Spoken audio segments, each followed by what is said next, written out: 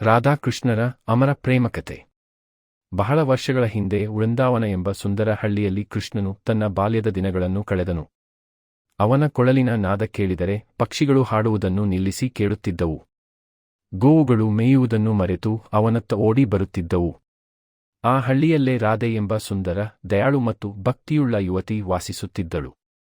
ಒಂದು ದಿನ ಯಮುನಾ ನದಿಯ ದಡದಲ್ಲಿ ರಾಧೆ ಮೊದಲ ಬಾರಿಗೆ ಕೃಷ್ಣನ ಕೊಳಲಿನ ನಾದವನ್ನು ಕೇಳಿದಳು. ಆ ಮಧುರ ಸಂಗೀತ ಅವಳ ಮನಸ್ಸನ್ನು ಸಂಪೂರ್ಣವಾಗಿ ಸೆಳೆಯಿತು. ಆ ದಿನದಿಂದ ರಾಧೆ ಮತ್ತು ಕೃಷ್ಣನ ಸ್ನೇಹ ಗಾಢವಾಗತೊಡಗಿತು. ಅವರು ಗೋವುಗಳನ್ನು ಮೇಯಿಸುವುದು, ಕಾಡಿನಲ್ಲಿ ಸುತ್ತಾಡುವುದು ಮತ್ತು ವೃಂದಾವನದ ಜನರಿಗೆ ಸಹಾಯ ಮಾಡುವುದರಲ್ಲಿ ಸಂತೋಷ ಕಂಡರು. ಕೃಷ್ಣನು ಎಲ್ಲರೊಂದಿಗೆ ಸಮಾನವಾಗಿ ನಡೆದುಕೊಳ್ಳುತ್ತಿದ್ದನು. ರಾಧೆಯು ಕೃಷ್ಣನಲ್ಲಿದ್ದ ದೈವತ್ವವನ್ನು ಅರಿತು ಅವನನ್ನು ಹೃದಯಪೂರ್ವಕವಾಗಿ ಆರಾಧಿಸುತ್ತಿದ್ದಳು. ಅವರ ಪ್ರೀತಿ ಕೇವಲ ಇಬ್ಬರ ನಡುವಿನ ಪ್ರೀತಿಯಾಗಿರಲಿಲ್ಲ, ಅದು ಭಕ್ತಿ, ನಂಬಿಕೆ ಮತ್ತು ಆತ್ಮೀಯತೆಯ ಸಂಕೇತವಾಗಿತ್ತು. ಕೃಷ್ಣನ ಕೊಳಲಿನ ನಾದ ಕೇಳಿದಾಗ ರಾಧೆಯ ಮನಸ್ಸು ಭಕ್ತಿಯಲ್ಲಿ ಲೀನವಾಗುತ್ತಿತ್ತು.